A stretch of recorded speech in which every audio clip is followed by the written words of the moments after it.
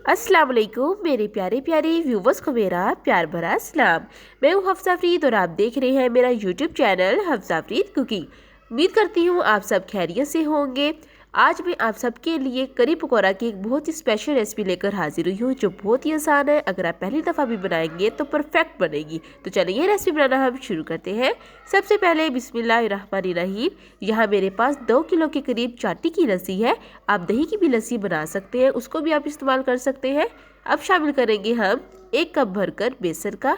बेसन को शामिल करने से पहले अच्छे से आपने इस तरह छान लेना है ताकि डस्ट पार्टिकल वगैरह रिमूव हो जाए। तो इस तरह से हम अच्छे से चम्मच की मदद से छान लेंगे। और छानने के बाद अब हम बीच में मसाले शामिल करेंगे।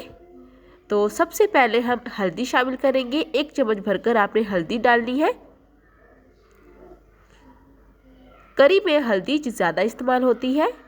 अब दूसरे मसाले, तो सबसे पहले 1 चम्मच भरकर कश्मीरी लाल मिर्च और 1 चम्मच भरकर खुश्क धनिया पाउडर शामिल करेंगे।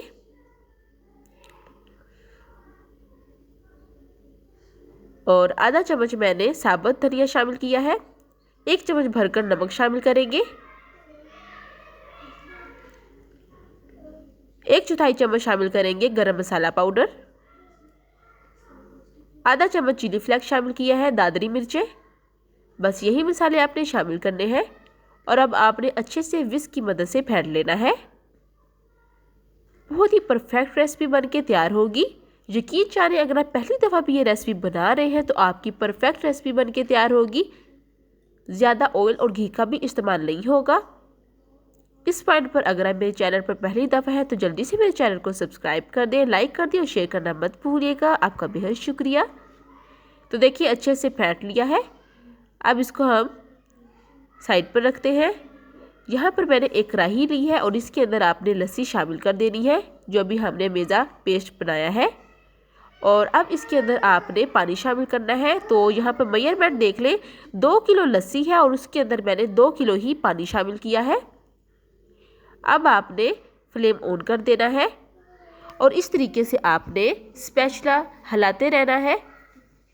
अगर आप स्पैचुला हिलाएंगे नहीं तो फिटकर बन जाएंगे। तो इस तरीके से आपने मुसलसल स्पैचुला हिलाते जाना है जब तक इसको एक बॉयल नहीं आ जाता। जैसे बॉयल आएगा कलर भी चेंज हो जाएगा बिल्कुल इस तरह से। तो देखिए एक बॉयल हो गया है। अब इसको साइड पर रख देंगे, धीमी आंच पर जाके पकती रहे। दूसरी तरफ हम पकौड़ों का सामान तैयार कर लेते हैं। तो यहाँ पर 2 अदद मेरे पास आलू है बड़े साइज़ की। इसको मैंने इस तरीके से काट लिया है छील कर। और एक दरमियानी साइज़ का प्याज जो है उसको मैंने जूलियन स्टाइल में काट लिया है। 1 चम्मच नमक शामिल करेंगे और साथ ही अब हम हरी मिर्चें शामिल करते हैं। 4 से 5 अदद हरी मिर्चें हैं जिनको मैंने अच्छे से चॉप कर लिया है। हरा धनिया और पुदीना भी आप शामिल करेंगे। 1 चम्मच भरकर खुश्क मसाला शामिल करेंगे, खुश्क धनिया पाउडर। 1 चम्मच हम चिली फ्लेक्स शामिल करेंगे और साथ ही साबुत धनिया और 1/4 चम्मच अजवाइन शामिल करेंगे। 1/4 चम्मच शामिल करेंगे गरम मसाला पाउडर और साथ ही मैंने टेस्ट के लिए यहाँ पे काला नमक शामिल किया है। और अब हम शामिल कर देते हैं बेसन। तो यहाँ पर मैंने 1 कप भरकर बेसन शामिल किया है। बेसन को मैंने पहले छान लिया था। तो यहाँ पर जो टेस्ट है ना मसाले वो आप अपने टेस्ट के मुताबिक कम या ज़्यादा शामिल कर सकते हैं। जितने आपने पकोड़े शामिल करने हो उस हिसाब से आप बेसन शामिल कर सकते हैं। तो यहाँ पर मैंने 2 बड़े साइज़ के लार्ज आलू शामिल किए थे, उस हिसाब से बेसन शामिल किया है। साथ ही यहाँ पर अब मैंने 1 चम्मच भरकर हल्दी का शामिल किया है। और अब आपने अच्छे से मिक्स कर लेना है। आपके अपने चॉइस से आप बीच में बंद गोभी भी शामिल कर सकते हैं। अब एंड पर हम आके हरा धनिया और पुदीना जो मैंने काटा है वो शामिल करेंगे। तो तमाम इंग्रेडिएंट जो है वो अच्छे से हमने शामिल कर दिए हैं। अब हम हल्का सा पानी शामिल करेंगे ज़रूरत के मुताबिक और अच्छे से मिक्स कर लेंगे इस तरह से, ताकि बिल्कुल जिस तरह पकौड़ों का हमें चाहिए बैटर उस तरह से रेडी हो जाए। मिक्स कर लें, ये देखें। और अब दूसरी तरफ देखें, करी जो है उसको पकते हुए पूरा 1 घंटा हो चुका है। मैंने धीमी आंच पर पकाया है और देखें कितनी थिक हो गई है। तो करी रेडी हो गया। दूसरी तरफ अब जल्दी से हम पकोड़े जो हैं वो तैयार कर लेते हैं। और ये आप देख सकते हैं 10 से 15 मिनट मैंने स्टे दिया है और इस तरह कंडीशन हो गई है पकौड़ों के सामान जो हमने तैयार किया था। तो अब आपने अच्छे से फ्राई कर लेना। ये देखिए बिल्कुल यही बैटर की कंडीशन होनी चाहिए, यही कंसिस्टेंसी होनी चाहिए, ना ज़्यादा थिक हो ना ही ज़्यादा थिन हो।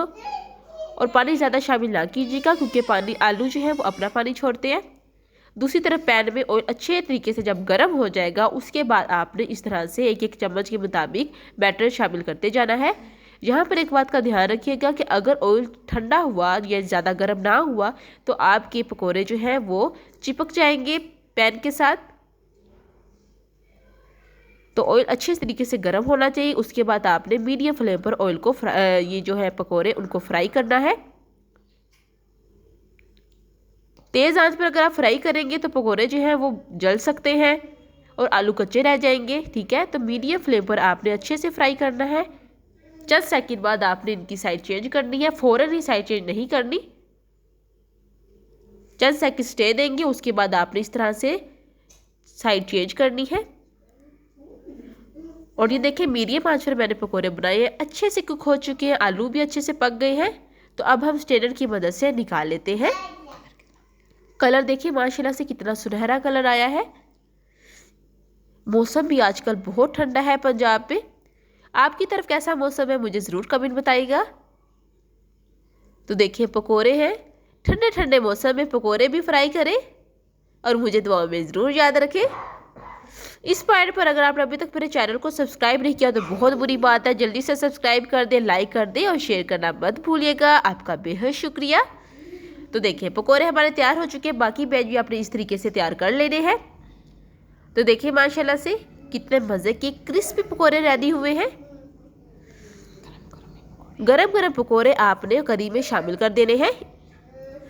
तो दूसरी तरफ देखिए करी तो हमारी तैयार हो चुकी है, अब उसका तड़का शामिल करने लगे हैं। तो उसके लिए 1 कप भरकर आपने घी गरम करना है और उसके अंदर आपने एक प्याज जो है उसको जूलियन स्टाइल में इस तरह काट लेना है और हल्का सुनहरा कलर आने तक आपने इस तरह फ्राई करना है। अब ये हमने करी का एक अलग तड़का जो रेडी किया है वो हम तैयार कर रहे हैं। इस तरीके से घी जो है वो बहुत कम लगता है, बहुत कम इस्तेमाल होता है। अब साथ ही 1 चम्मच भरकर जीरा शामिल कर देंगे और ये 3 से 4 सब्ज़ मिर्ची हैं, इनको मैंने इस तरह जूलियन स्टाइल में काट लिया है। हल्का सा फ्राई करेंगे, चंद सेकंड इन सब चीज़ों को आपने फ्राई करना है। अच्छा यहाँ पर ना मोस्टली लोग जो है वो सुरख मिर्ची इस्तेमाल करते हैं। अगर आपके पास सुरख मिर्ची नहीं है तो आप इस तरह सब्ज़ मिर्ची भी इस्तेमाल कर सकते हैं। तो इस तरह चंद सेकंड आपने अच्छे से फ्राई करना है। प्याज़ों का कलर देखिए लाइट गोल्डन हो चुका है और मिर्चें भी अच्छे से जो है वो फ्राई हो चुकी हैं। अब इस तरीके से आपने फ्लेम ऑफ कर दें। दूसरी तरफ देखिए जो पकोड़े हमने तैयार किए थे गर्मा गर्म ही मैंने शामिल कर दिए हैं करी के अंदर और अच्छे से मिक्स कर लेंगे। और अब यहाँ पर जो हमने तड़का तैयार किया है वो शामिल कर देंगे। तो देखिए माशाल्लाह सुभान अल्लाह, इतने मज़े की हमारी आज करी की जो रेसिपी है वो तैयार हो गई है। अभी कहीं जाना नहीं है, अभी ये 2 चीज़ें और मैंने शामिल करनी है, वो भी देखें आप। अच्छे से मिक्स कर लेते हैं। बहुत ही मज़े की लग रही है करी। इस पॉइंट पर जल्दी जल्दी मेरी रेसिपी को लाइक कर दें, प्यारा सा कमेंट कर दें और शेयर करना मत भूलिएगा। इस तरह की बहुत सी रेसिपी मेरे चैनल पर मौजूद है। तो अब यहाँ पर हम एंड पर हरा धनिया और पुदीना शामिल करेंगे। तो बहुत ही मज़े की और खुशबू आ रही है। आप भी ये अपनी रेसिपी ज़रूर बनाइएगा, किचन में जाएं और इस रेसिपी को तैयार करें और मुझे ज़रूर बताइएगा कमेंट में कि आपकी रेसिपी कैसी बनी है। चलती हूँ, दुआओं में याद रखिएगा। फिर मिलूंगी एक नई रेसिपी के साथ। तब तक हफ्सा फरीद को दे इजाज़त। अल्लाह हाफिज़।